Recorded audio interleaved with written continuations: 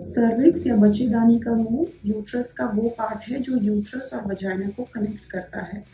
तो cervical cancer हमारी Indian women में काफ़ी कॉमन है। इनफैक्ट इंडिया में second most common cancer cervical cancer ही है।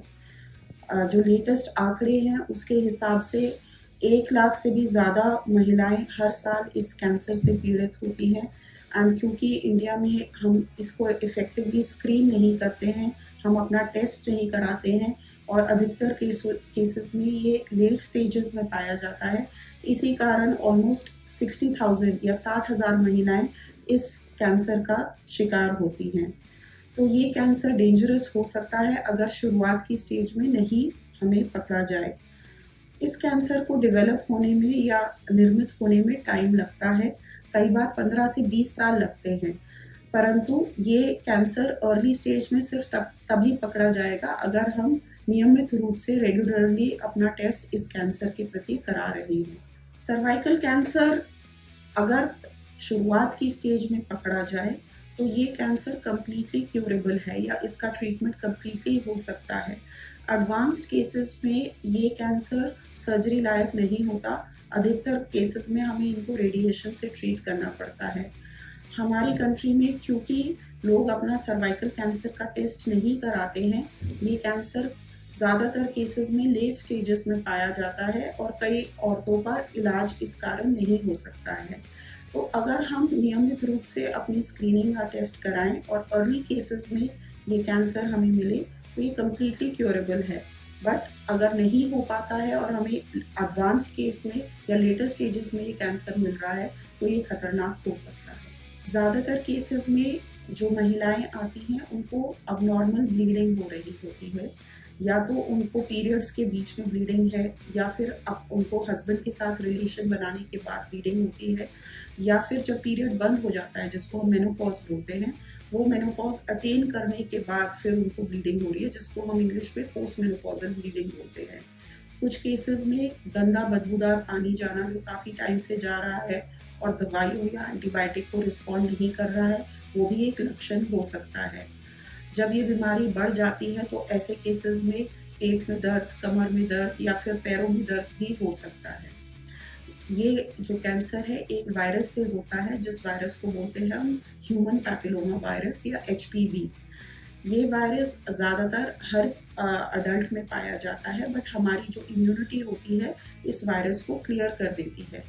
कुछ केसेस में जब ये वायरस क्लियर नहीं हो पाता है और परसिस्ट करता है तो ऐसे केसेस में कभी कभी सर्वाइकल कैंसर हो सकता है।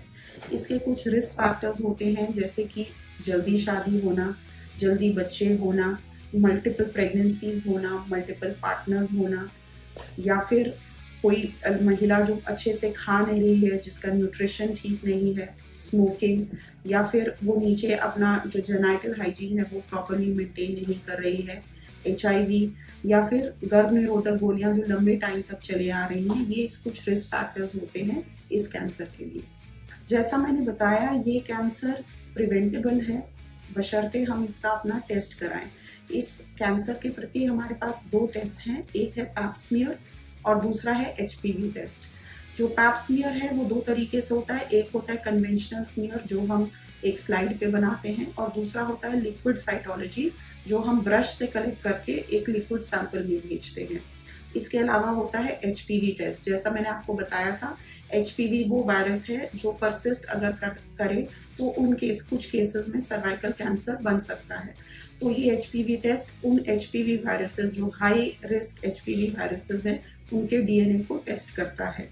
जब महिला हमारे पास ये टेस्ट कराने आती है, सर्वाइकल कैंसर के टेस्ट कराने आती हैं, तो हम उनको एग्जामिन करते हैं और एक ब्रश द्वारा एक सैंपल लेते हैं जो सैंपल पैप स्मीयर और HPV टेस्ट दोनों को जाता है। तो इसको हम को टेस्ट बोलते हैं, जहाँ हम पैप स्मीयर और HPV टेस्ट दोनों को टेस्ट कर रहे हैं। जो यूनिवर्सल गाइडलाइंस हैं जो हमें जो पैप स्मीयर और HPV टेस्ट कितना जल्दी करना है ये बताती हैं, उनके हिसाब से ये पैप स्मीयर 21 साल की उम्र पे शुरू हो जाना चाहिए और 65 साल की उम्र तक करना चाहिए।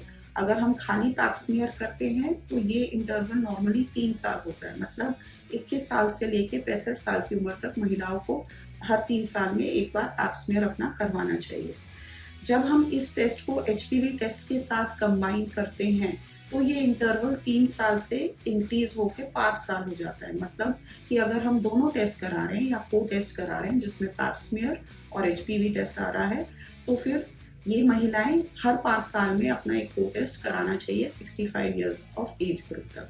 बट ये ध्यान रखना चाहिए कि एचपीवी टेस्ट 30 साल से कम उम्र की महिलाओं में रिकमेंडेड नहीं है। इसका रीज़न ये है कि एचपीवी इन्फेक्शन 30 साल से कम उम्र की लड़कियों को या वुमेन को काफ़ी कॉमन होता है और मोस्ट ऑफ द टाइम ये क्लियर ऑफ हो जाता है। तो एचपीवी टेस्ट नॉर्मली हम 30 साल के बाद ही शुरू करते हैं।